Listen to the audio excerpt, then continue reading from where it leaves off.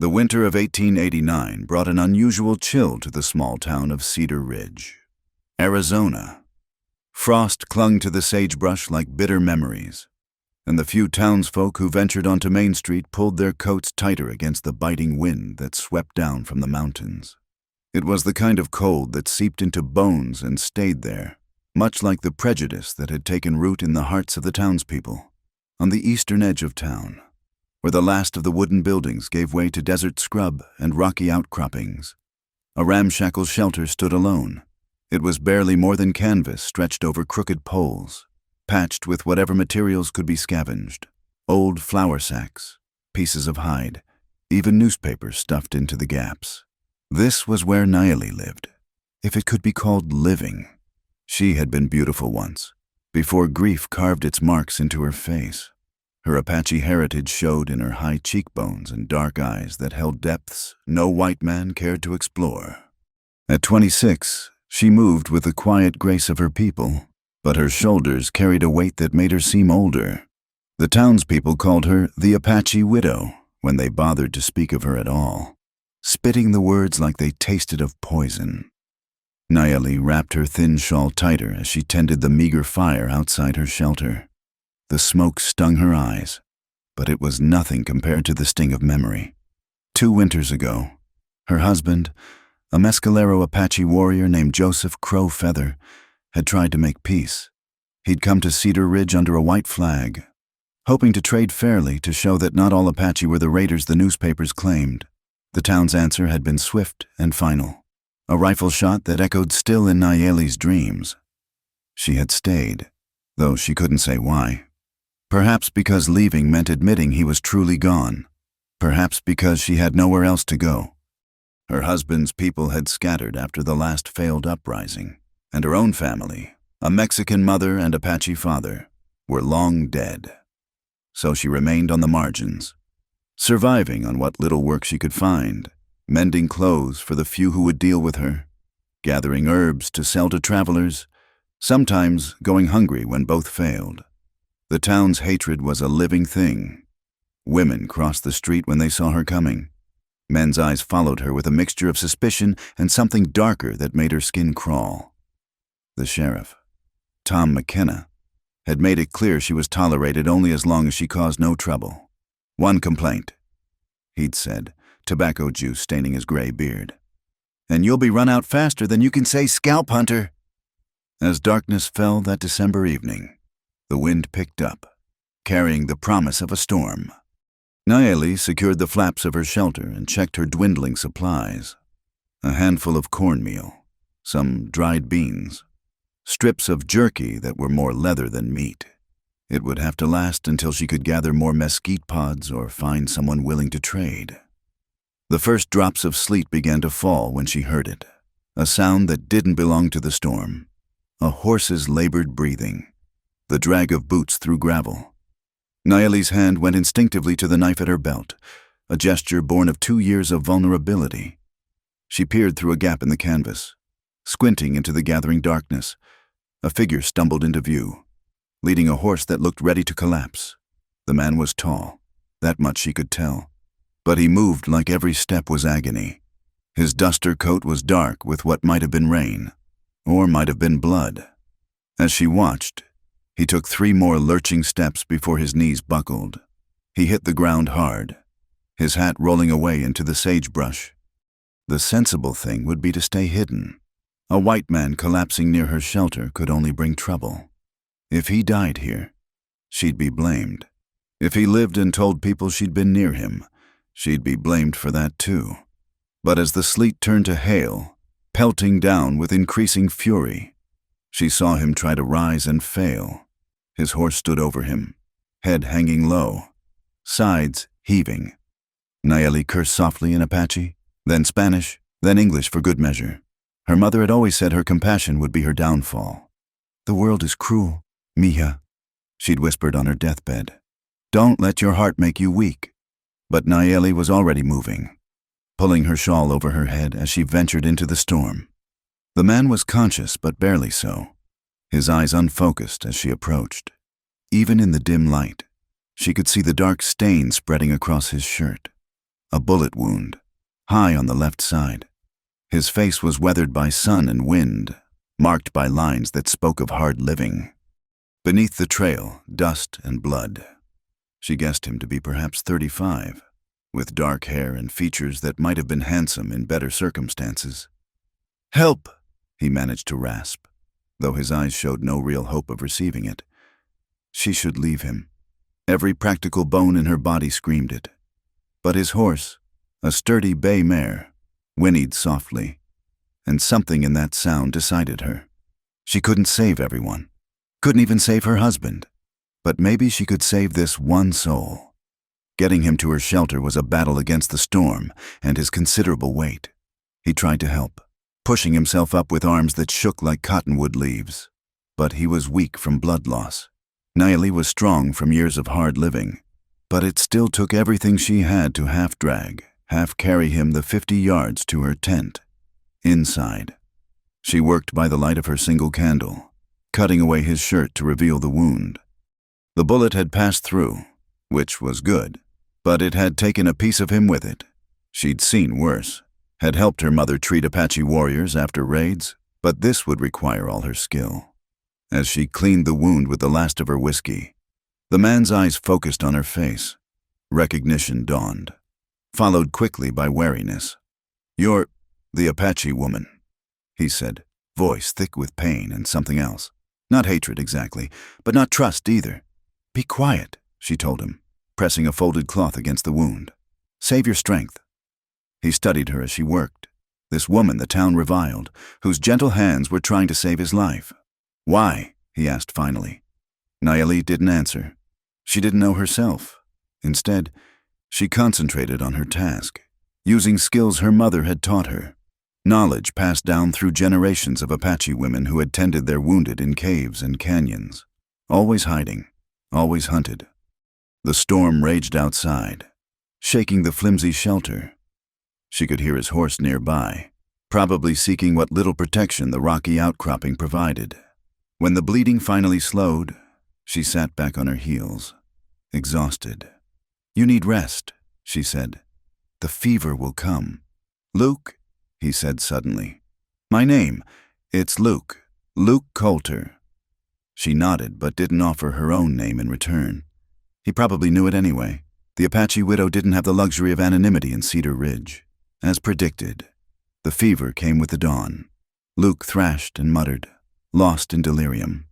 Nayeli stayed beside him, cooling his burning skin with precious water, forcing willow bark tea between his lips when he was lucid enough to swallow. She should have been afraid.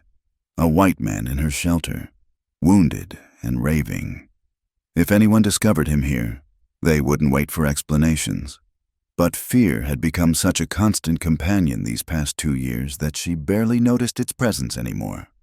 She worked steadily, mechanically, the way she did everything now, one task at a time, one breath at a time, surviving because the alternative was unthinkable. On the second night, Luke's fever broke. He woke to find her dozing beside him, her head pillowed on her arms. The candle had burned low, casting dancing shadows on the canvas walls. He watched her for a moment, this woman who had every reason to let him die, who had instead saved him. When she stirred and opened her eyes, they regarded each other in the flickering light. 2 wounded souls brought together by chance and storm, neither knowing that this was only the beginning of a story that would test them both in ways they couldn't imagine. Outside, the storm had passed, leaving the desert clean and cold under a scatter of stars. But inside the small shelter, something had shifted, subtle as the change of seasons, inevitable as the sunrise that would soon paint the mountains gold. The days that followed passed in a blur of careful routines. Luke drifted in and out of consciousness, his body fighting to heal from the trauma. When he was awake, he watched Nayeli move about the cramped shelter with an economy of motion that spoke of long practice in small spaces.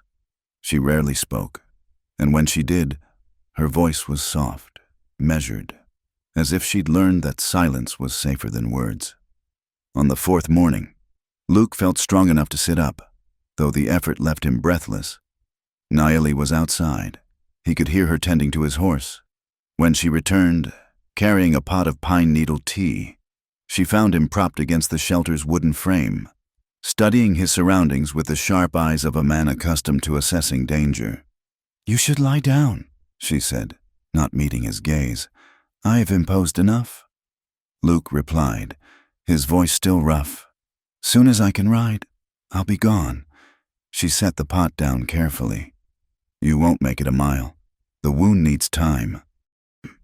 He didn't argue, but she could see the tension in his shoulders, the way his hand kept moving to where his gun should have been.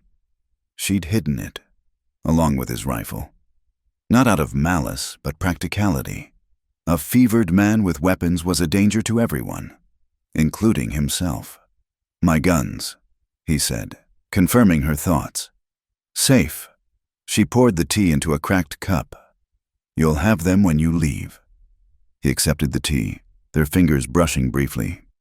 She pulled back as if burned, and he pretended not to notice. They sat in uncomfortable silence, the space between them filled with unasked questions. Luke's recovery was slow, hampered by the lack of proper food and medicine. Niley shared what little she had without complaint, but he could see the cost of it in the hollowness of her cheeks, the way she counted every bean, every grain of corn. His pride warred with his necessity, a battle that left him surly and withdrawn. On the 7th day, she returned from the river with laundry, his shirt, washed and mended with tiny, perfect stitches. She'd been gone longer than usual, and when she entered the shelter, her face was carefully blank, but he noticed the way she favored her left side. "What happened?" he asked. "Nothing." She hung the shirt to dry, movements stiff. "Don't lie to me." She turned then, and he saw the bruise blooming on her cheek, the torn sleeve she'd tried to hide. Rage, hot and familiar, coursed through him. "Who?" "It doesn't matter. The hell it doesn't." She faced him fully then, her dark eyes flashing. "And what would you do? Ride into town and defend my honor, a drifter who can barely stand, protecting an Apache widow? They'd hang us both." The truth of it hit him like cold water. He slumped back, fists clenched in impotent fury. She was right, of course. He was nobody here, and she was less than nobody. "There were 3 of them," she said quietly, returning to her tasks. "The Hensley brothers and their cousin. They thought it amusing to express their opinions about my presence near their town." Luke knew the type. Small men made smaller by their need to prove themselves against those who couldn't fight back.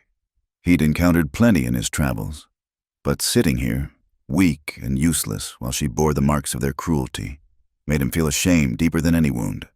"I'm sorry," he said, the words inadequate. She shrugged, a gesture that tried for indifference and failed. "I'm used to it." "That doesn't make it right. Nothing in this world is right, Mr. Coulter. We simply endure." That night, Luke lay awake listening to her quiet breathing across the small space. Moonlight filtered through the canvas, illuminating her face in profile. Asleep, she looked younger. The hard lines of survival softened. He found himself studying the curve of her shoulder. The way her hair, usually bound tight, had escaped to frame her face in dark waves. He forced himself to look away. He had no right to such thoughts. He was a man with nothing to offer but trouble, and she'd had more than enough of that already. Memories crashed over him like a flash flood. His ranch burning. His brother Samuel standing with the raiders, counting his share of the spoils. His fiancée, Margaret, her pretty face twisted with disgust when she'd seen him broken and penniless. "I can't marry a failure," she'd said, as if love was a commodity that decreased with fortune. Luke had ridden away from the ashes of his life with nothing but his horse, his guns, and a heart full of bitter fury.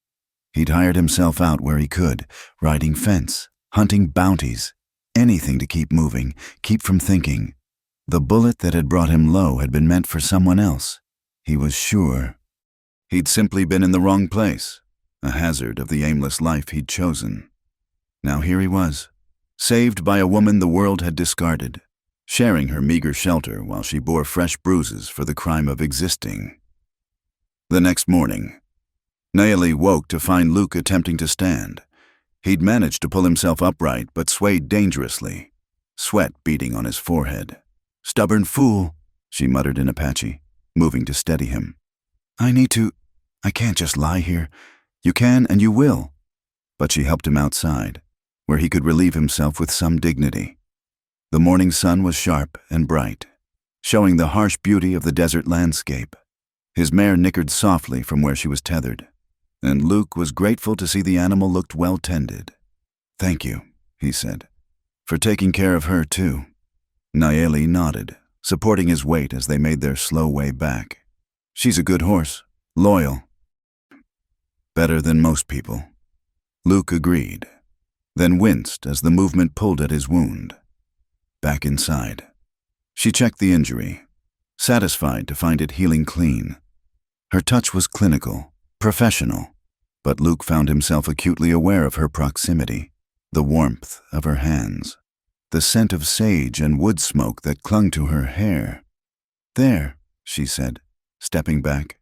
"Another week, maybe 2. I can't stay that long. You're already—" He gestured helplessly at their meager surroundings. "I've survived worse winters with less. That's not the point." She looked at him steadily. "What is the point, Mr. Coulter? Pride? You'll die of pride before you make it to the next town." He had no answer for that. As the days passed, they developed a rhythm of sorts.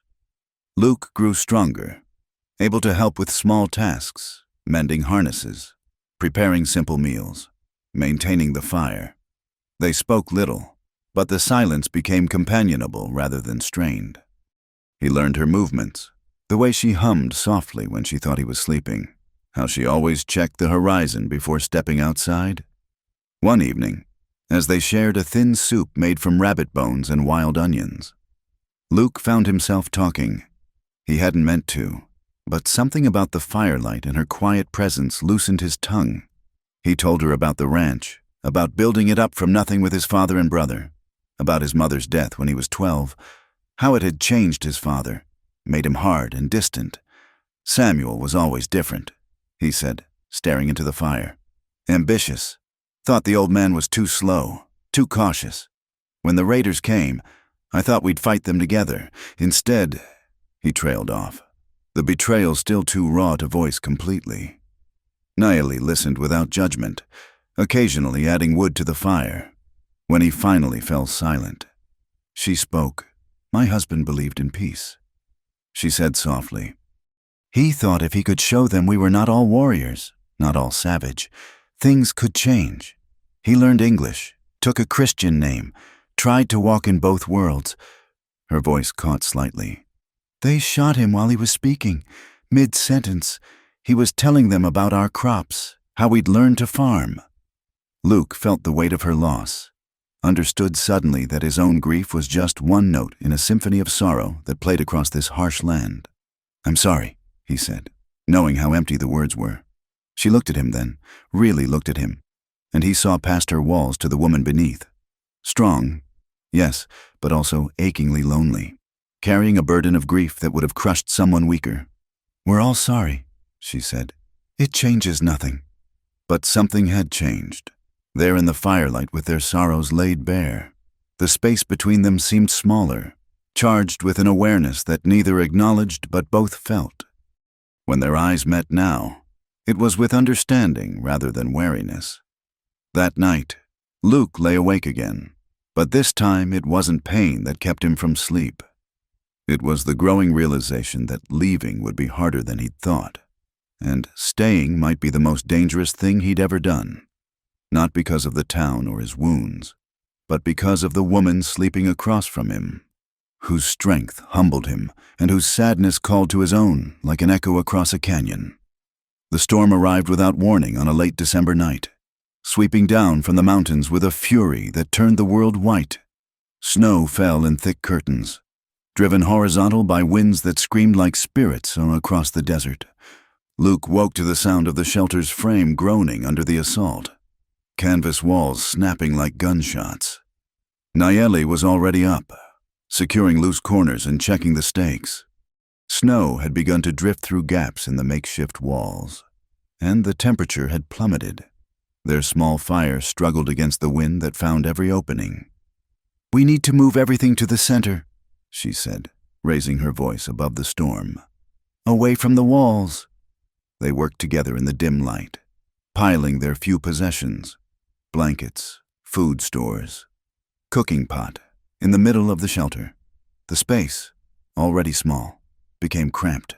They would have to sit close to avoid the snow that continued to infiltrate the edges. "How long do these storms usually last?"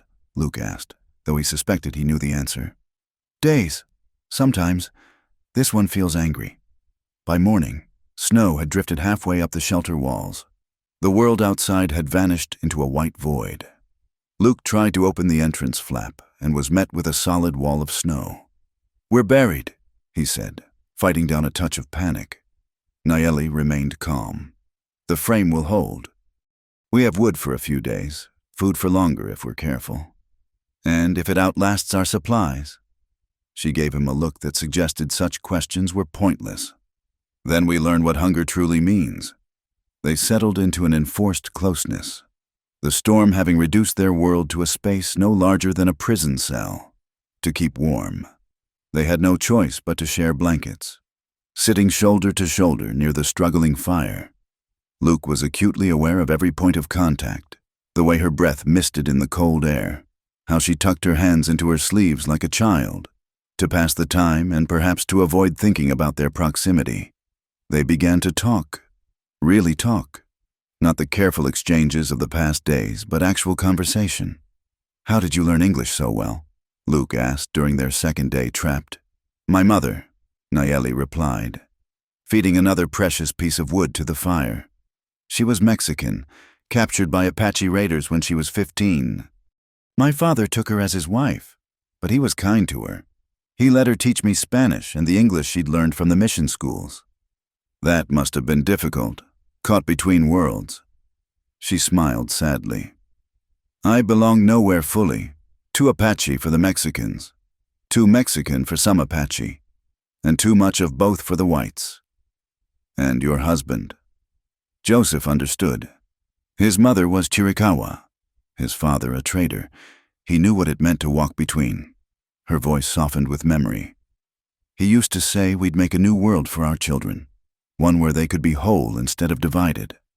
Luke heard the unspoken grief, not just for a lost husband, but for children who would never be born. A future that died with a single rifle shot. "Tell me about your ranch," she said, changing the subject. What was it like?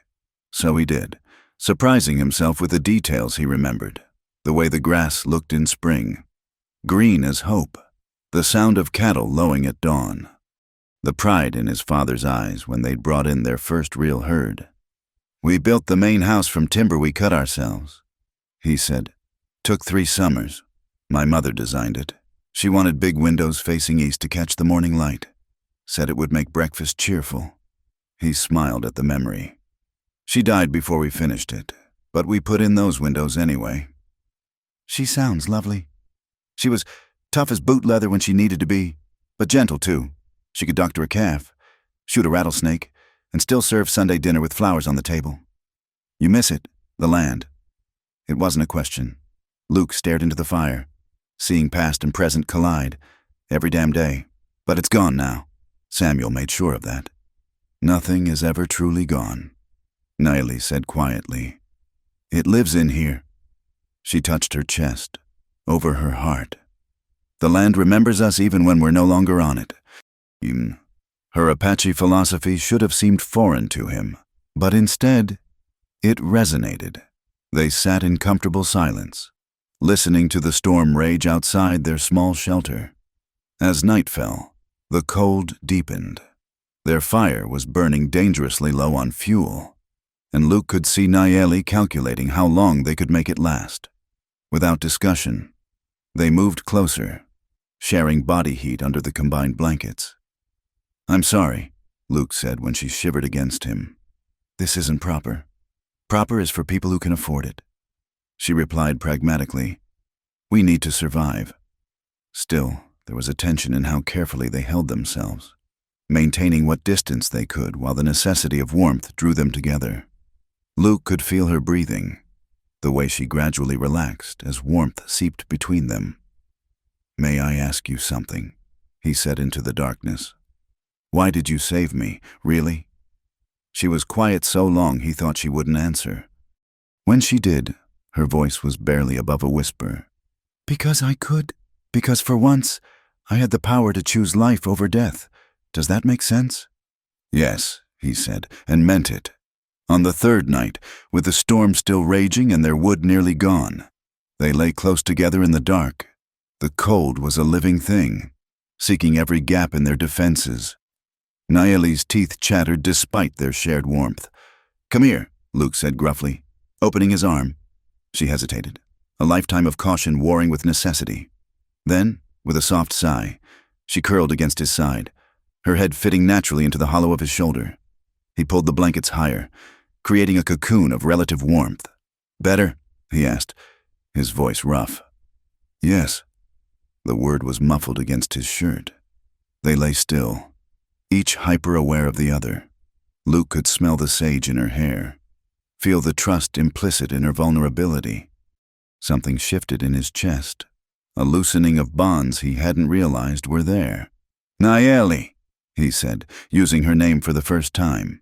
She lifted her head slightly. "Yes?" "Thank you for everything." In the darkness, she found his hand, squeezed it briefly. "We save each other. Luke, that's how we survive." The storm broke before dawn, the sudden silence almost startling after days of howling wind.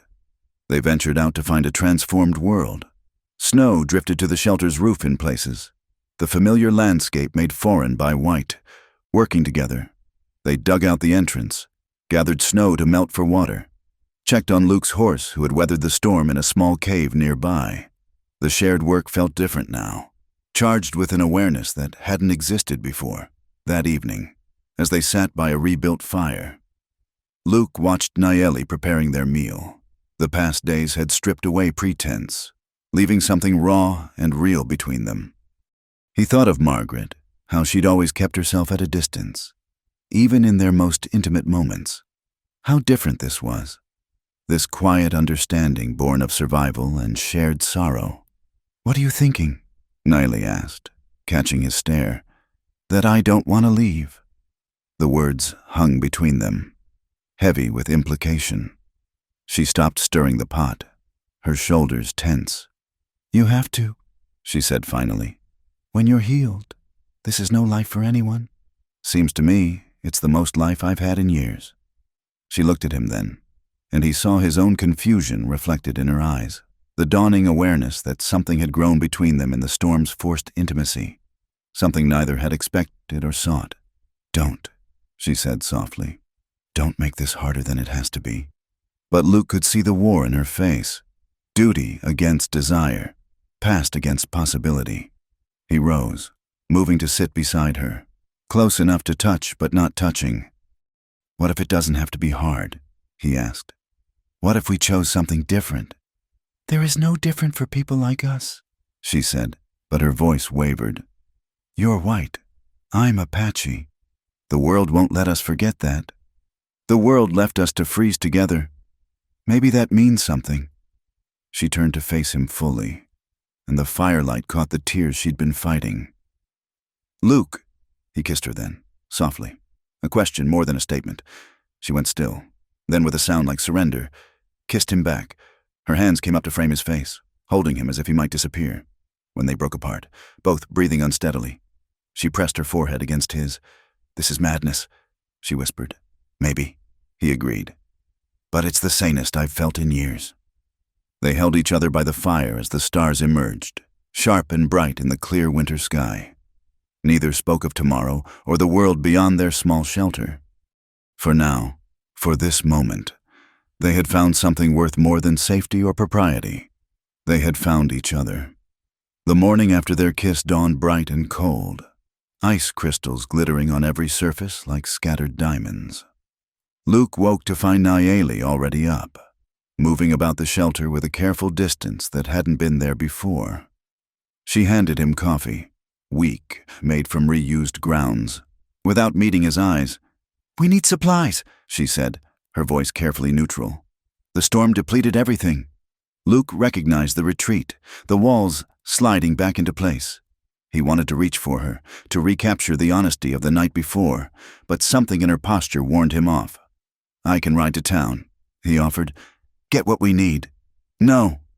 The word came sharp and quick. "You're still healing." And they'd ask questions, a stranger buying supplies in winter, heading back toward Apache territory. She was right, of course. Everything about their situation was impossible. He watched her gather her worn coat, check the knife at her belt. "I'll go to the trading post at Willow Creek," she said. "It's farther but safer." "Let me come with you." She finally looked at him then, and he saw the storm in her eyes. "Luke, last night. Don't say it was a mistake. What else could it be?" Her voice cracked slightly. "Look at us. Look at where we are.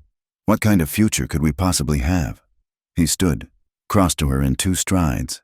"The kind we make for ourselves." She laughed, but it was bitter. "You speak like a man who's never been hunted, who's never had rocks thrown at his children, never seen his home burned because of what he is." "My home was burned by my own brother. For money, not for the crime of existing."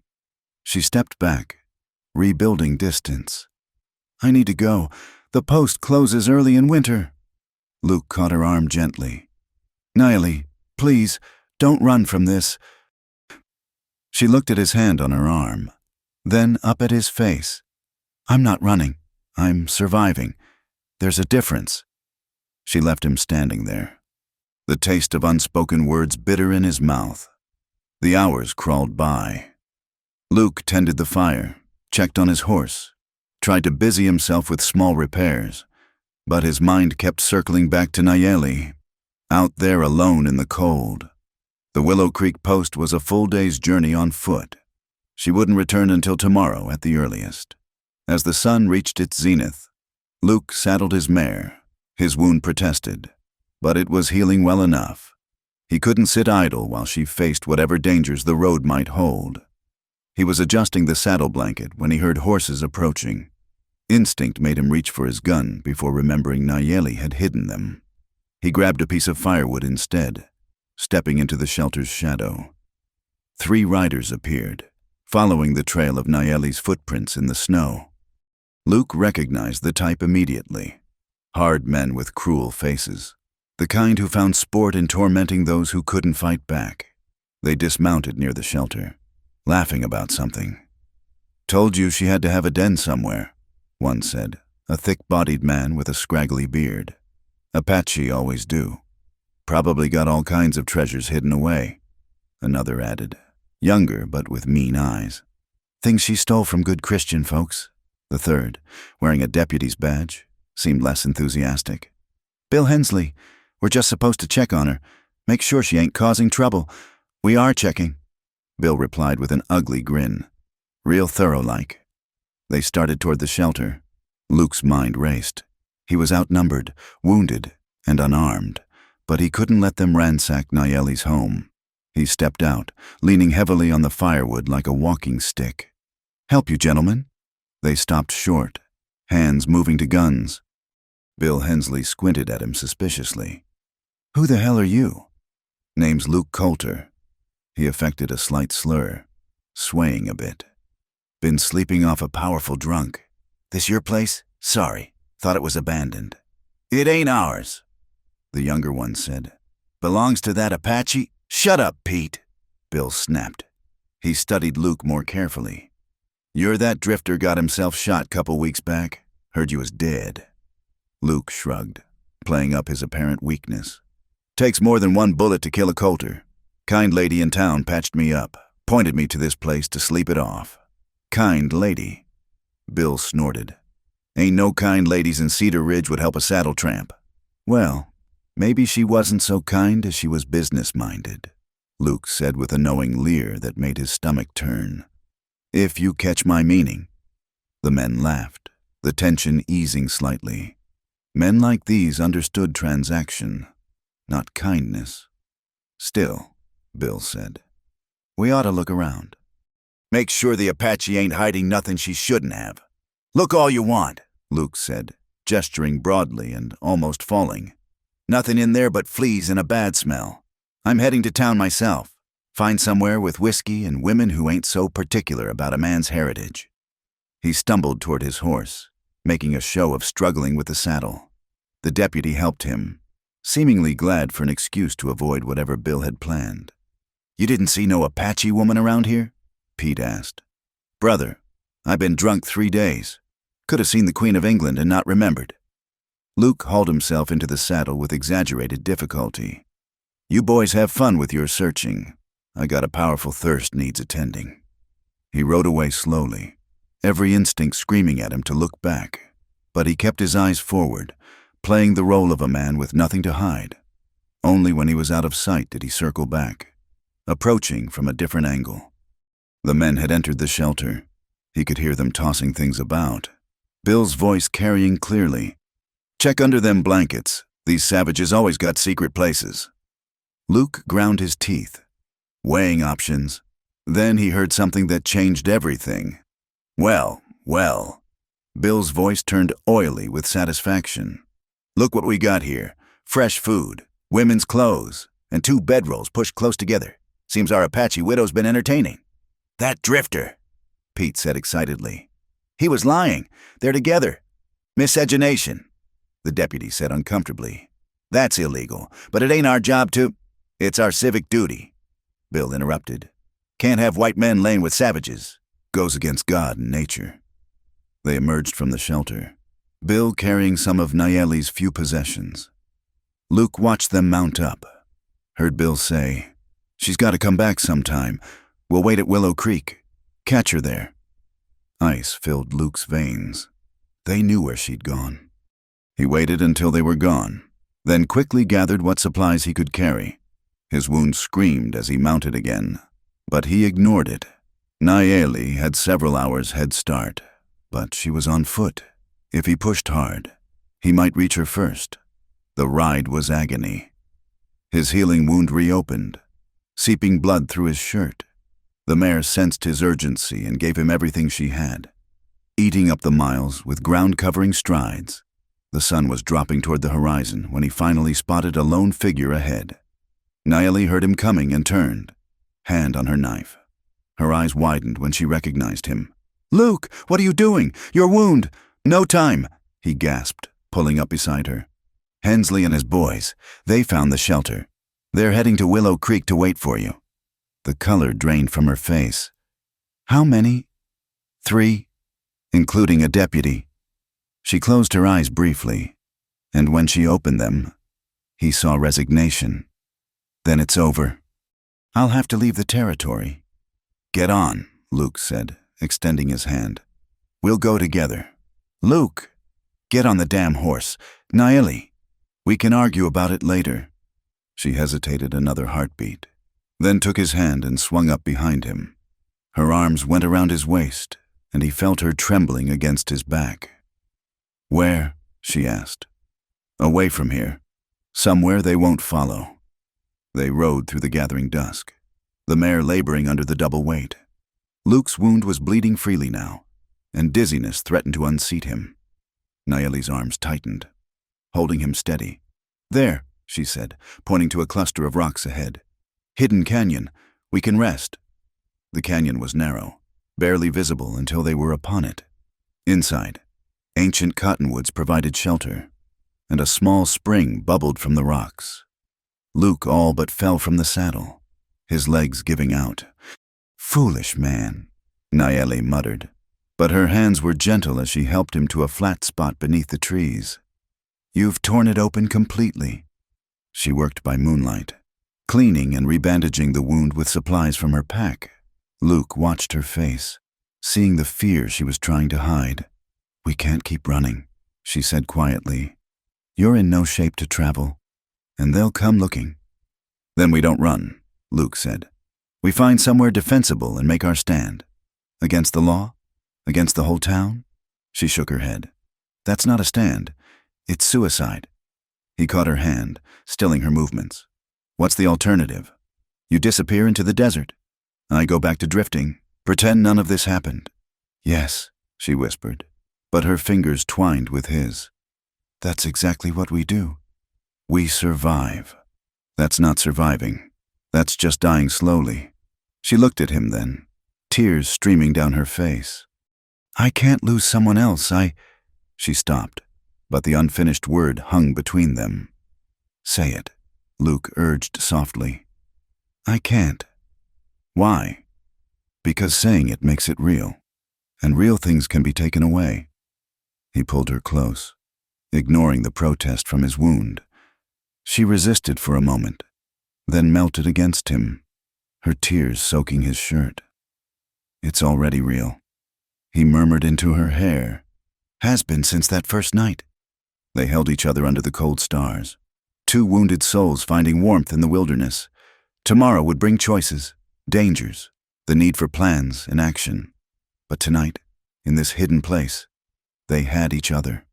The days in the hidden canyon passed with deceptive peace. Luke's wound slowly mended under Nayeli's care, and they fashioned a temporary camp among the cottonwoods. But both knew this sanctuary was an illusion. The world beyond the canyon walls hadn't forgotten them. On the fourth morning, Nayeli made a decision. We need supplies. Real supplies, not just what we can trap or gather. It's too dangerous, Luke protested. They're watching for you. Not in Cedar Ridge. They'll expect me to run farther. And you need medicine, proper bandages. She touched his face gently. I know the back ways. I'll be careful. Luke wanted to argue, but he knew she was right. Infection was a real danger, and their food was running dangerously low. Take my horse. She's faster. A Apache woman on a good horse, that'll draw more attention than walking. She smiled, but it didn't reach her eyes. I'll be back by nightfall. The kiss she gave him before leaving tasted of promise and fear in equal measure. Luke spent the day improving their shelter, gathering firewood, anything to keep his hands busy and his mind from dark possibilities. When the sun began its descent and Nayeli hadn't returned, ice formed in his stomach. She appeared just as full darkness fell, but she wasn't alone. Behind her, hands bound and mouth gagged, stumbled Pete Hensley, the younger of the brothers who'd ransacked her shelter. Found him sniffing around the old trading paths, she said calmly, as if bringing home a captured enemy was perfectly ordinary. He was alone, probably hoping to claim any bounty himself. Pete's eyes were wide with fear above the gag. Luke noticed the bruise on his jaw, the torn shirt. Whatever had happened, the boy had learned that Nayeli wasn't the helpless victim he'd imagined. What do we do with him? Luke asked. Nayeli set down her pack, full of supplies. He noted with relief. That depends on what he knows. They removed Pete's gag. He immediately started babbling. Please, I wasn't going to hurt nobody. Bill made me come along. I don't got nothing against Apache, I swear. Quiet, Luke commanded. The boy shut up. What does your brother know? Is he still looking? Pete nodded frantically. The whole town's talking. They say you two are together. Sheriff McKenna put out word.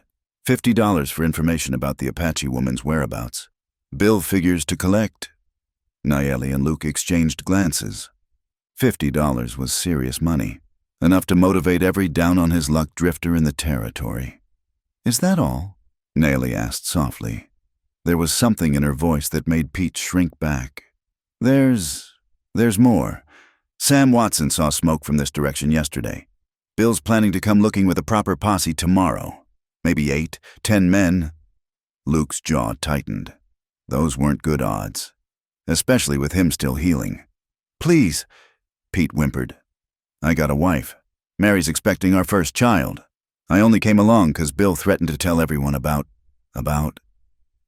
what? Luke pressed. Pete's face crumpled. My grandfather. He was Mexican. Bill's held it over me for years. In Cedar Ridge. That's enough to ruin a man. The irony wasn't lost on any of them. Here was a man who'd tormented Nayeli for her blood, hiding his own mixed heritage out of fear. Nayeli studied Pete for a long moment.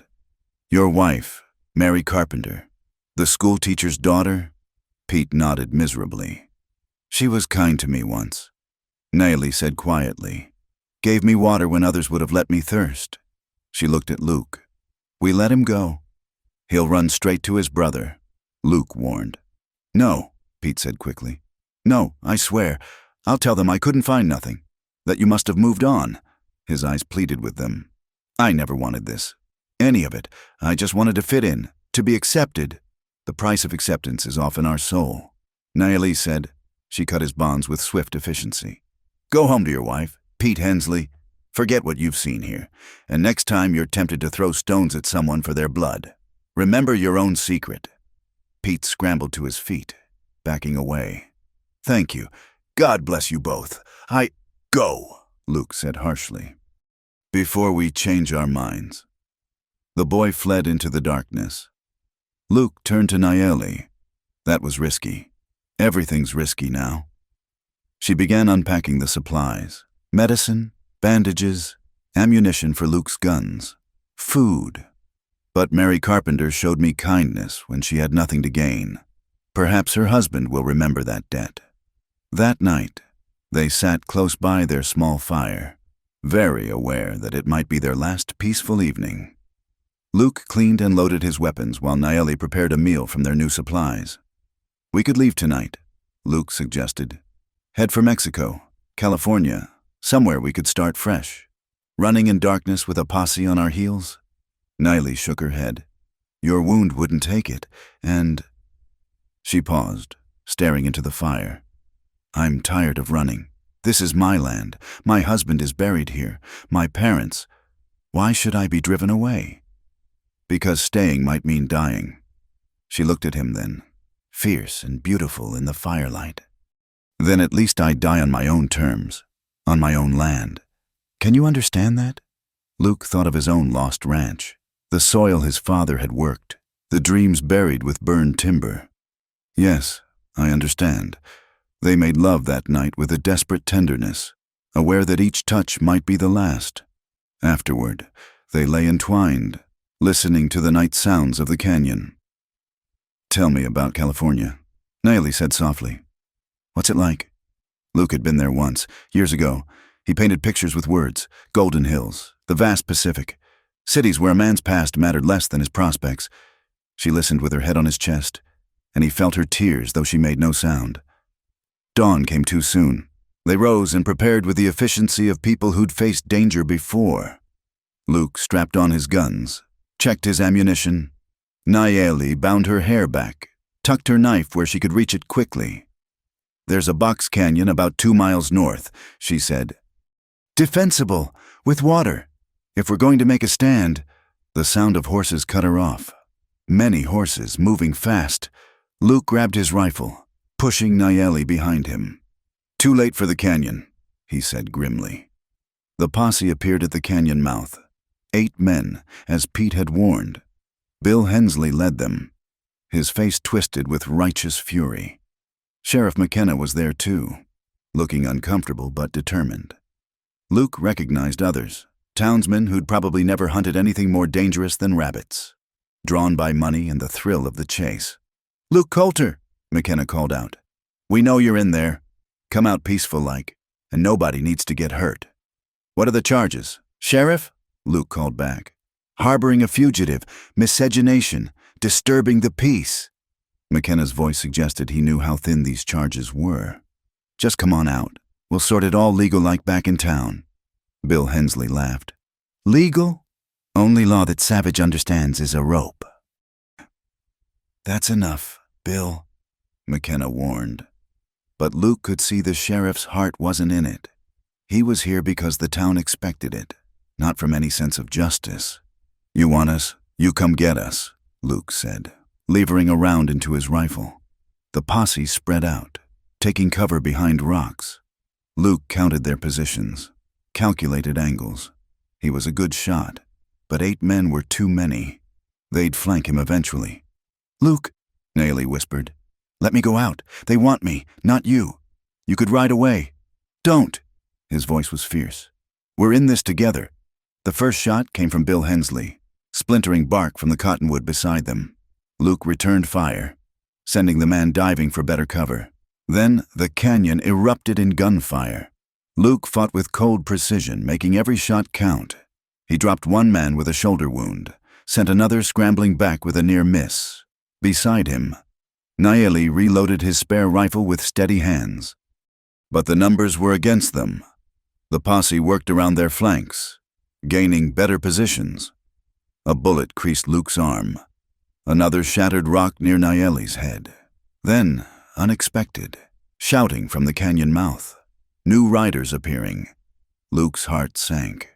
More townsmen. Come to join the hunt. But no, these riders wore blue, army uniforms, a cavalry patrol, led by a grizzled sergeant who looked like he'd rather be anywhere else. "What in the hell is going on here?" the sergeant roared. "Sheriff McKenna, you want to explain why you're shooting up federal land?" The gunfire ceased. McKenna emerged from cover, clearly flustered. "Sergeant O'Brien, we're apprehending fugitives. This is a local matter." "Local matter, my ass." O'Brien spat. "This canyon's on the reservation boundary. Military jurisdiction. All of you, drop those weapons." The townsmen complied reluctantly. Luke kept his rifle ready, not sure if this was salvation or simply a different form of trouble. O'Brien rode forward, taking in the scene. Luke and Nayeli among the cottonwoods, the armed townsmen, the smell of gunpowder. His weathered face showed no expression. "Ma'am," he said, touching his hat to Nayeli. "You hurt?" "No," she said, surprise clear in her voice at the respectful address. "And you'd be?" he asked Luke. "Luke Coulter. This is Nayeli. These men came hunting us for the crime of—" He couldn't finish, the absurdity and injustice choking him. "For the crime of loving while being different colors," O'Brien finished. "Seen it before." He turned back to McKenna. "Sheriff, you and your boys are going to mount up and ride out. Now, if I see any of you near reservation land again, I'll arrest you for trespassing on federal property." "Now wait just a minute," Bill Hensley started. O'Brien's hand moved to his sidearm. "You want to argue with the United States Army, son?" The posse retreated, Bill shooting murderous looks over his shoulder. Only when they were gone did O'Brien dismount, approaching Luke and Nayeli. "You folks planning to stay in this canyon?" "No," Luke said. "We were just good, because in about 10 minutes, I'm going to remember that civilians aren't supposed to be here either." O'Brien's eyes were kind despite his gruff tone. "Shame I didn't see which way you went. My men and I got turned around in all these canyons. Could be searching for hours." Understanding dawned. Nayeli stepped forward impulsively. "Why?" O'Brien was quiet for a moment. "My daughter married a Lakota man. Good man. They're happy up in Montana. Got 3 kids now. But I remember the hell they went through." He remounted his horse. 10 minutes. Then we come looking." The patrol rode out, leaving Luke and Nayeli alone in the sudden quiet. They looked at each other, hardly daring to believe the reprieve. "We need to move," Luke said. "They'll be back, with or without the army." "Yes." Nayeli began gathering their few possessions. "But which way?" Luke caught her hand, stilling her movements. "Wherever you want, north, south, east, west, as long as we're together." She smiled then, the first real smile he'd seen since the posse arrived. "Then let's go west, toward those golden hills you spoke of." They mounted Luke's mare together, leaving the canyon and its violent memories behind. The sun was climbing, burning off the morning chill. Behind them lay Cedar Ridge and all its hatred. Ahead stretched unknown country and uncertain future. But they faced it together, and for now, that was enough. They rode hard through the day, putting distance between themselves and Cedar Ridge. By evening, they'd reached the foothills of the Mogollon Rim, where ancient pines offered shelter and concealment. Luke's mare was exhausted, foam flecking her sides, and they knew they couldn't push her further. "Here," Nayeli said, pointing to a grove of ponderosa pines beside a small creek. "We'll rest." They made a cold camp, not daring to risk a fire. As darkness fell, they huddled together under Luke's bedroll, sharing dried meat and water in silence. The weight of the day's events pressed down on them like the surrounding mountains. "They won't stop," Niley said finally. Bill Hensley's type never does. He'll find a way around the army. Luke knew she was right. Men like Bill fed on hatred, nursed it like a treasured possession. The embarrassment of being driven off by soldiers would only fuel his determination. Then we keep moving, Luke said. California's still weeks away, but no. Niley's voice was firm. I need to go back. Luke stared at her in the darkness. Back? Niley, that's my shelter. There are things there, things I can't leave behind. She was quiet for a moment. My husband's medicine bundle, my mother's silver cross, all I have left of them. Things aren't worth dying for. Memories are. She touched his face in the darkness. You'd understand if you could return to your ranch, gather what remained of your mother, your father. The truth of it hit him like a physical blow. He would risk everything for even a scrap of his mother's handwriting, a tool his father had held. These weren't just objects. They were anchors to identity, to belonging. Then we go together. He said, Luke, no arguments. We're partners now. Remember? They dozed fitfully until the pre-dawn hour when the world was darkest. Then they made their way back, taking a circuitous route that avoided the main trails. Luke's every instinct screamed danger, but he understood Niley's need too well to deny her. The shelter looked undisturbed from a distance, but as they approached, Luke noticed fresh boot prints in the dirt. Many boots. Wait, he whispered, catching Niley's arm. Too late. Men emerged from the shadows, 4 of them, weapons drawn. Bill Hensley stepped out from behind the shelter, smiling triumphantly. Knew you'd come back, he said. Apache always returned to their dens, just like animals. Beside him stood a man Luke didn't recognize, lean, well-dressed, with cold eyes that missed nothing. This wasn't a local. This was something else. Mr. Coulter, the stranger said, his voice cultured, Eastern. My name is James Morrison. I represent certain interests in Tucson. We've been looking for you. Luke's hand hovered near his gun, calculating odds. Can't imagine why. I'm nobody special. Morrison smiled thinly. Come now, you're too modest. Luke Coulter, formerly of the Rocking Sea Ranch, brother to Samuel Coulter, who's made quite a fortune recently in land speculation. Ice formed in Luke's gut. What's this about? Your brother has been very successful, perhaps too successful. He's made enemies, powerful enemies who would very much like leverage against him. Morrison's gaze flicked to Niley. And here you are, providing multiple forms of leverage. How fortuitous. I've got nothing to do with Samuel. Luke growled. He stole everything from me. Family bonds are complicated. Morrison agreed. But blood is blood. Samuel might not care about you, but he cares very much about his reputation. A brother living in sin with an Apache woman? The scandal would ruin his political ambitions. Bill Hensley was grinning, clearly pleased to be part of something larger than his petty hatreds. Mister, Morrison's offering good money, enough to make everyone happy, except us, Niley said quietly. Morrison shrugged. Collateral damage, I'm afraid. Nothing personal. That's when Luke spotted it. Movement in the rocks above. A flash of blue uniform. Sergeant O'Brien had said he'd be patrolling the area. Had he kept his word? Luke needed to buy time. So what's the plan? Morrison, drag us back to Tucson? Oh no, that would be messy. I think a tragic tale of frontier violence will suffice. Renegade Apache woman and her white lover. Killed while resisting arrest. Sheriff McKenna will write a very convincing report. McKenna's in on this? Money talks, Mr. Coulter, even to lawmen. Morrison nodded to his men. Take them.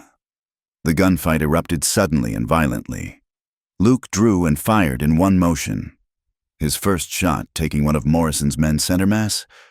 Niley rolled behind a boulder as bullets filled the air where she'd been standing. But this time, they weren't alone. Rifle fire cracked from the rocks above. O'Brien's patrol, catching Morrison's men in a crossfire.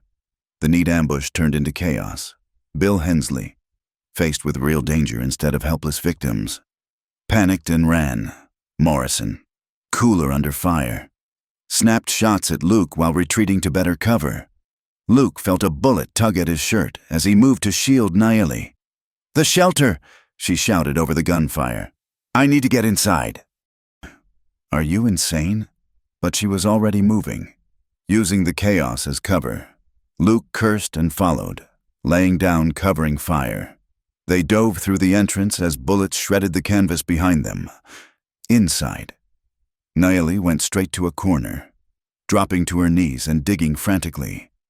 Luke reloaded, watching the entrance, hearing the battle rage outside. "Whatever you're doing, do it fast!" She pulled out a wrapped bundle, deerskin, old and worn, then a small wooden box. Her treasures, her memories. She clutched them to her chest for just a moment, eyes closed. "Nayeli!" Morrison appeared in the entrance, gun raised. Luke moved without thinking, putting himself between the gun and Nayeli. The shot was impossibly loud in the small space. Luke felt the impact, the burn of lead through flesh. He fired back even as he fell, his shot catching Morrison in the shoulder, spinning him around. "Luke!" Nayeli caught him as he collapsed, his blood soaking into the earth floor. Outside, the gunfire was dying down, replaced by shouting voices. "Go!" Luke gasped, pressing his gun into her hand. "Take the horse and go!" "Not without you." She pressed her hand against the wound in his side, trying to stem the bleeding. "Never without you." Morrison stumbled back to the entrance, face twisted with pain and rage, gun rising again. Nayeli didn't hesitate. She fired Luke's gun twice, and Morrison crumpled. Then O'Brien was there, filling the entrance, taking in the scene with experienced eyes. "Medic," he roared over his shoulder. Then, gentler, to Nayeli. "It's over. You're safe." But Nayeli barely heard him. She cradled Luke's head in her lap, her tears falling on his face. "Stay with me," she whispered in Apache, then English. "Please stay." Luke tried to speak, tasted copper. He wanted to tell her it was worth it, all of it, that finding her had given meaning to his wandering, purpose to his pain. But darkness was closing in, and all he could manage was to squeeze her hand. The medic pushed past O'Brien, kneeling beside them with practiced efficiency. "Bullet's still in there. Need to work fast." He looked at Nayeli. "Can you help?" She nodded, setting aside her precious bundles to follow the medic's instructions. Together they worked to save the man who'd saved her. While outside, the sun climbed higher, indifferent to human struggles. O'Brien stepped out, surveying the aftermath. Morrison's men were down or captured. Bill Hensley sat on the ground, hands tied, all his bluster gone. The sergeant felt no satisfaction, only the bone-deep weariness that came from seeing too much violence over too many years. "Sergeant," one of his men called, "we found papers on the dead man, letters from Tucson. This goes deep." O'Brien nodded. There would be investigations, reports, consequences rippling out from this morning's violence. But first, there was a man fighting for his life and a woman refusing to let him go. Inside the shelter, the medic worked with steady hands while Nayeli held Luke still, whispering prayers in 2 languages. The bullet came out in a rush of blood, and Luke's breathing steadied. "He's lucky," the medic said. "Inch to the left and it would have hit something vital. He'll need proper doctoring, but he might make it." Nayeli's sob of relief was the most human sound O'Brien had heard in months. He made a decision then, one that might cost him his career but would let him sleep at night. "Get a wagon," he told his men. "We're taking them to Fort Apache. They'll be safe there while Mr. Coulter heals." "Sir," his corporal said carefully, "regulations about civilians on post." "I'll handle the regulations. Corporal, sometimes doing right matters more than doing what's written down." They loaded Luke onto a makeshift stretcher, Nayeli refusing to leave his side. She carried her bundles, her husband's medicine bag, her mother's cross, but her attention never wavered from Luke's pale face. As the convoy moved out, O'Brien fell in beside the wagon. "He'll pull through," he told Nayeli. "Seen men survive worse." "He has to," she said simply. "We have plans." "California?" She looked surprised that he'd heard, then nodded. "Somewhere we can just be Luke and Nayeli. Not the drifter and the Apache widow. Just us. O'Brien thought of his daughter in Montana. The grandchildren he rarely saw because travel was hard and leave was scarce. But they were happy, building something new in a place that let them— "It's possible," he said. "Not easy, but possible." Naomi looked down at Luke, smoothing hair from his fevered forehead. "Nothing worth having comes easy." Behind them, smoke rose from the burning shelter, Bill Hensley's final act of spite before being arrested. But Naomi didn't look back. Everything that mattered she carried with her, memories in her bundles, hope in her heart, and love in the man whose hand she held as they rolled toward an uncertain but shared future. The garrison at Fort Apache was a world unto itself, neat rows of buildings, the snap of flags in the desert wind, the ordered chaos of military life. Luke woke to find himself in a real bed for the first time in months. Clean sheets beneath him and the smell of carbolic strong in the air. "Easy," a voice said. He turned his head to find Naomi beside him, circles under her eyes, but smiling. "You've been asleep for 2 days." "Where?" "The Fort Hospital. Sergeant O'Brien brought us here." She helped him sip water, her touch gentle. "The doctor says you'll recover fully, but it will take time." Through the window, he could see soldiers drilling in the parade ground. It felt surreal, this safety after so much running. "And you? They're letting you stay?" "O'Brien vouched for me. Said I was employed as your nurse." Her smile turned wry. "I don't think anyone believed him, but they're allowing it." Over the next week, Luke gained strength slowly. The fort doctor, a competent man named Captain Harrison, checked on him daily. "You're lucky that woman knew what she was doing," he said, examining the wound. "Her field treatment probably saved your life." Naomi came and went freely, though Luke noticed the looks she received, curiosity more than hostility, but still marking her as other. She bore it with the same quiet dignity she'd shown in Cedar Ridge, but he could see the toll it took. One afternoon, Sergeant O'Brien visited, pulling up a chair beside Luke's bed. "Thought you'd want to know. Bill Hensley's been charged with attempted murder. Morrison's associates in Tucson are being investigated. Seems your brother Samuel had no idea about the plot. He's actually posted a reward for information about your whereabouts." Luke snorted. "Probably wants to make sure I'm really gone." "Maybe. Or maybe he regrets what happened between you." O'Brien shrugged. "Family's complicated." "He's no family of mine. Not anymore." O'Brien was quiet for a moment. "I'll be leaving tomorrow. Patrol duties. But I've spoken to Captain Harrison. You can stay until you're fully healed.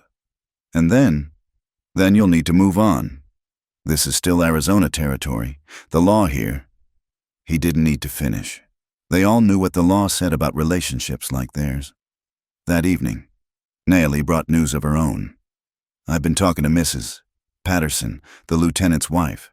She knows a minister in Prescott, Reverend Thomas. He's unconventional.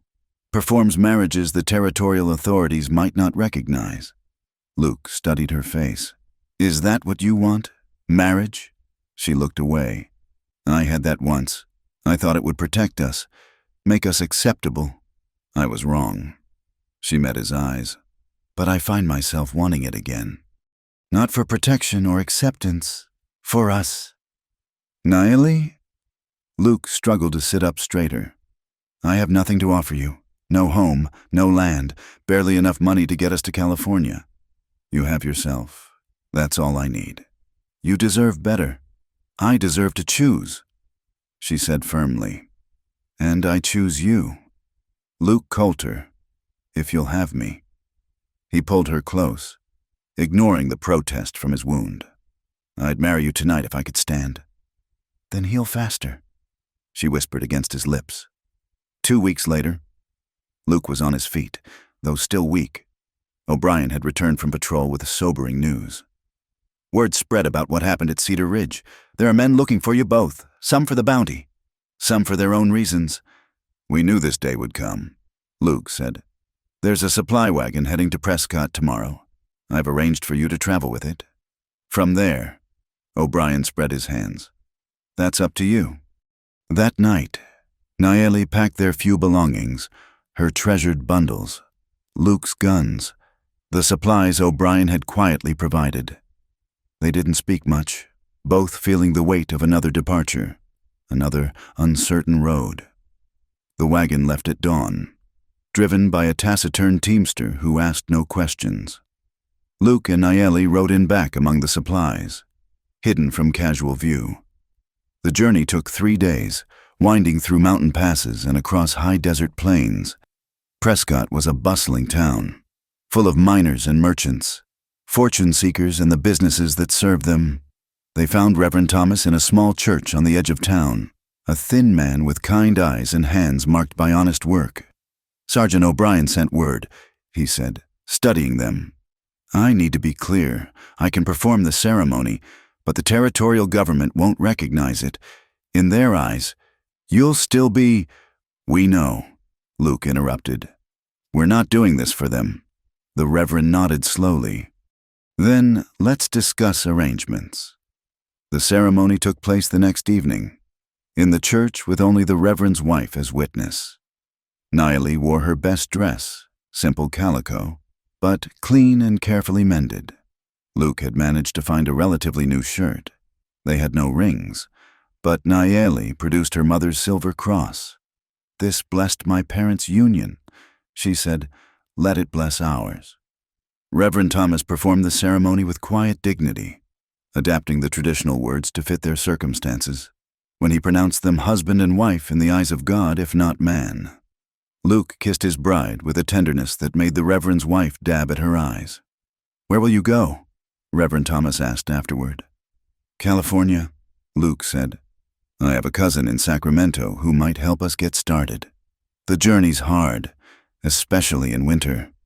We've survived worse," Nayeli said, her hand in Luke's. They spent their wedding night in a boarding house that asked no questions if the money was good. It was the first time they'd been truly alone, without fear or injury or the pressing weight of survival. They came together with a passion tempered by tenderness, each touch a promise, each whispered word a vow more binding than any ceremony. Afterward, they lay entwined, watching snow begin to fall outside their window. "Regrets?" Luke asked. "Never." Nayeli traced the scar where his wound had healed. "You? Only that I didn't find you sooner." She smiled in the darkness. "We found each other when we needed to. That's what matters." The next morning brought complications. At the general store, purchasing supplies for their journey, they overheard troubling news. "Indian trouble brewing up north," one man was saying. "Armies closing the roads, checking all travelers." "Apaches?" another asked. "Who else? Geronimo's got them stirred up again." Luke felt Nayeli tense beside him. Increased military attention meant more scrutiny, more questions they couldn't afford to answer.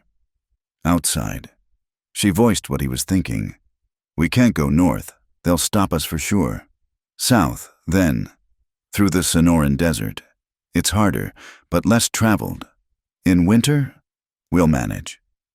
But first, there was something Nayeli needed to do. She led him to the edge of town, to a small cemetery where wooden crosses stood at awkward angles. "Joseph is buried somewhere like this," she said quietly. "I never got to say goodbye properly." Luke stood back, giving her space as she knelt in the snow. She spoke softly in Apache, words he didn't understand but whose meaning was clear: farewell, forgiveness, permission to move on. When she rose, there were tears on her cheeks, but peace in her eyes. "Now I'm ready." They left Prescott as snow began falling harder, their supplies loaded on a pack mule Luke had bought with the last of their money. The southern route would take them through harsh country, but it was their best chance. As the town disappeared behind them, Reverend Thomas stood at his church window, watching them go. He'd performed many marriages, but few had moved him like this one. Two souls finding each other against all odds, choosing love in a world that demanded they choose safety instead. He offered a prayer for their journey, then turned back to his work. In his registry, he carefully recorded, "Luke Coulter and Nayeli, united in holy matrimony, December 15th, 1889. May God grant them the peace the world denies. On the trail, Luke and Nayeli pressed on through the falling snow, two figures against the vastness of the territory. Behind them lay violence and prejudice, loss and pain. Ahead waited unknown challenges, but they faced them together now, bound by law divine if not civil, by choice rather than circumstance. "Are you afraid?" Luke asked as they made camp that first night. "Yes," Nayeli admitted, "but not of the journey. I'm afraid this is a dream, that I'll wake and find myself alone again." He pulled her close, feeling the solid reality of her against him. "Then we'll dream it together, and if we wake, we'll face that together too." The fire crackled between them and the darkness, a small warmth in the vast cold. Tomorrow would bring new challenges, new dangers, but tonight they were simply Luke and Nayeli Coulter, husband and wife, travelers on a road that led toward hope. The journey south tested them in ways neither had anticipated. The Sonoran Desert in winter was a land of extremes, burning sun by day, bitter cold by night. They traveled slowly, conserving their strength and their supplies, following old trading routes that wound between massive saguaro cacti and through rocky passes. On the 10th day out from Prescott, Nayeli woke feeling unwell. She said nothing at first, attributing it to the hard travel and poor food. But as the days passed, the nausea persisted, accompanied by a bone-deep exhaustion that was unlike her. Luke noticed, of course. "We should find a town," he said one evening as she struggled to keep down their simple meal. "You need a doctor." "No, doctor." She managed a wan smile. "I know what this is." He stared at her, understanding dawning slowly. "You mean?" "I've suspected for a week now." She placed a hand on her still flat stomach. "The timing. It must have happened during the storm.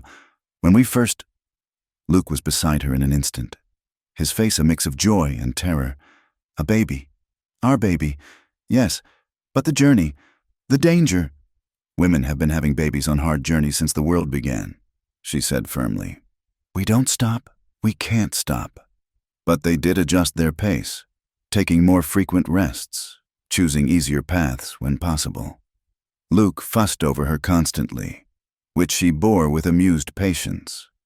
3 weeks into their journey, they reached the small settlement of Desert Springs, barely more than a trading post and a few adobe buildings clustered around a precious water source.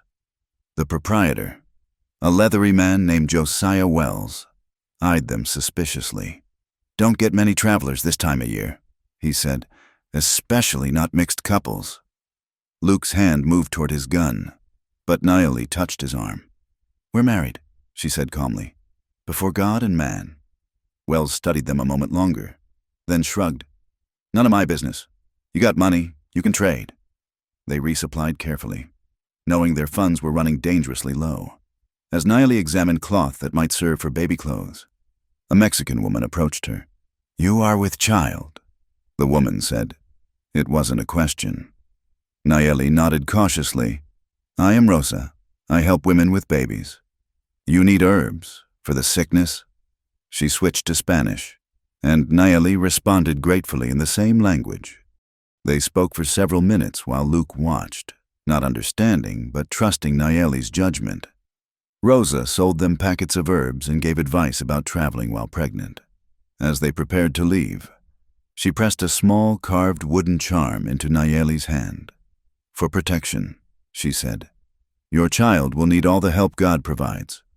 They pressed on, following the Gila River west. The land gradually changed, desert giving way to scrubland, then to areas where winter rains had brought forth green. Luke hunted when he could, rabbits, quail, once a small deer that provided meat for several days. One evening, as they camped beside the river, Nayeli felt the baby move for the first time. She gasped, hand flying to her belly. "What is it?" Luke was instantly alert. "Are you—" "Give me your hand." She placed it on her stomach, and after a moment, he felt it too, a flutter like a bird's wing. His eyes widened with wonder. "That's our child." "Our child," she agreed, covering his hand with hers. They sat like that for a long time, connected by the miracle growing between them, while the river sang its ancient song and the stars emerged one by one. 2 months after leaving Prescott, they crossed into California. The difference was subtle at first, the same desert, the same mountains, but there was something else, a sense of possibility, of futures not yet written. They followed the Colorado River north until they reached the trail to Los Angeles. Other travelers appeared more frequently now, prospectors, merchants, families seeking new starts. Luke and Nayeli drew some looks, but less hostility than they'd faced in Arizona, in the town of San Bernardino. They stopped to rest and take stock. Their money was nearly gone, and Nayeli was showing clearly now. They needed to find work, a place to settle before the baby came. It was there, in a boarding house that catered to travelers, that fate intervened again. Luke was in the common room, inquiring about work, when he heard a familiar voice. Luke? Luke Coulter? He turned to find a man he hadn't seen in years, Thomas McKay, who'd worked on the rocking sea as a young hand before going west to seek his fortune. Tom? Luke couldn't hide his surprise. What are you doing here? I could ask you the same. Tom's eyes went to Nayeli, who'd just entered, and understanding crossed his face. But I think I can guess. Come, let's talk privately. Over coffee. Luke gave Tom an abbreviated version of their story. Tom listened without judgment, nodding occasionally. I run a ranch now, Tom said when Luke finished. Nothing huge, but we're growing. I could use a good hand who knows cattle. The work's honest, and I don't care who a man marries as long as he pulls his weight. You'd hire us, knowing what you know? Luke, you taught me to ride when I was green as grass. You were always fair to me. Tom glanced at Nayeli. Ma'am, can you cook? My men are about ready to revolt over the swill our current cook serves. I can cook, Nayeli said quietly. Then you're both hired. Ranch is a day's ride north. When can you start? They arrived at the Double T Ranch on a clear March day. It was modest, a main house, a bunkhouse, barns and corrals, but well-maintained. The other hands were a mixed bunch. White, Mexican, even a Chinese cook who was leaving for the goldfields. Tom introduced them simply as Luke and Nayeli Coulter, and that was that.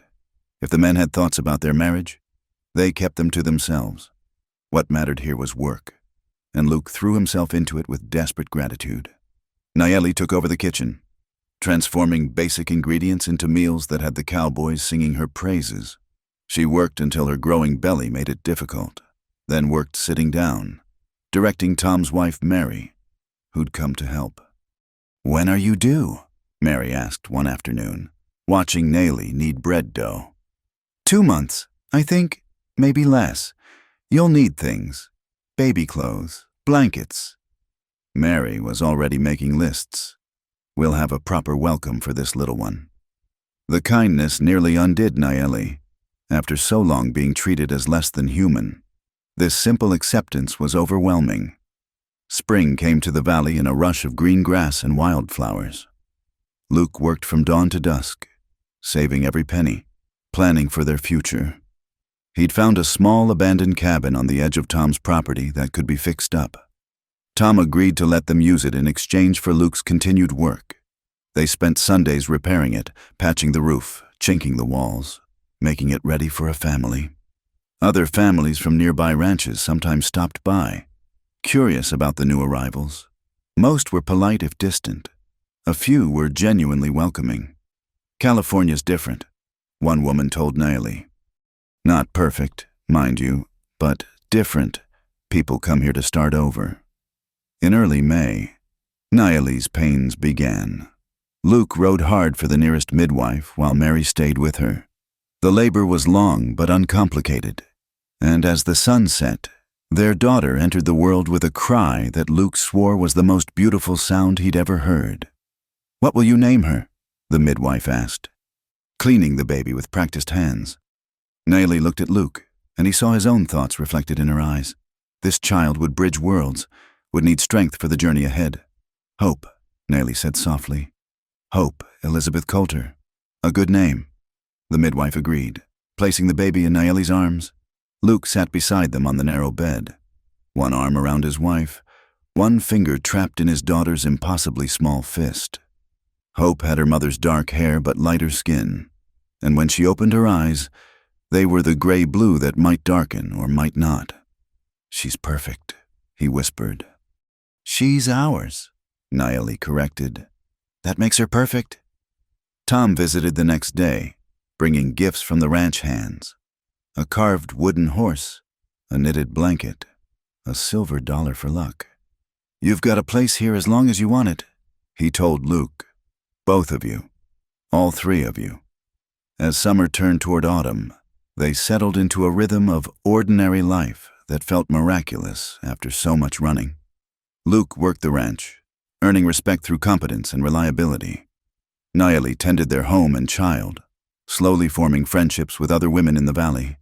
There were still challenges, occasional looks of disapproval, whispered comments, times when Hope would face questions neither parent could answer easily.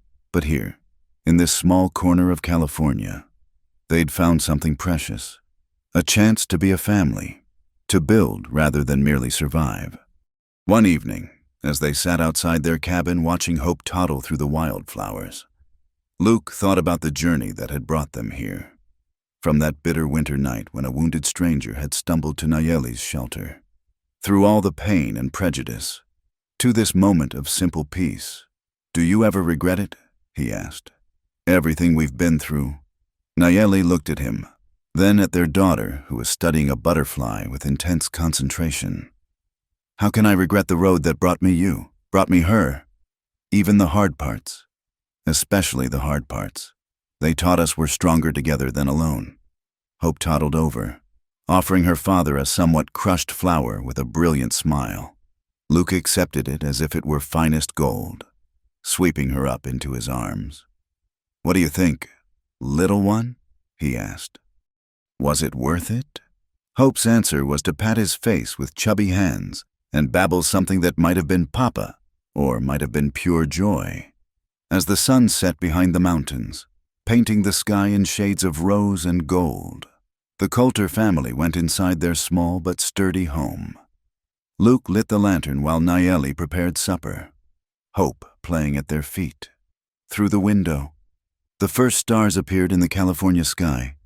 They were the same stars that had witnessed their flight across the desert, their desperate love in a snowbound shelter, their defiance of a world that said they couldn't be together. But here, now, those stars looked down on something simpler and more profound. A family at peace, building a future one ordinary day at a time. The Wild West was changing, slowly but surely. And in small cabins like this, in the choices of ordinary people to love despite the cost, a new world was being born. Tomorrow would bring its own challenges.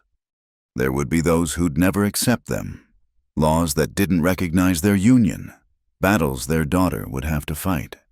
But tonight, there was warmth and light and love, and that was enough. That was everything.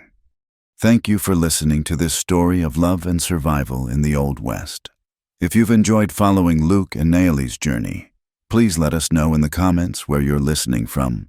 We'd love to connect with fellow Western romance enthusiasts from around the world.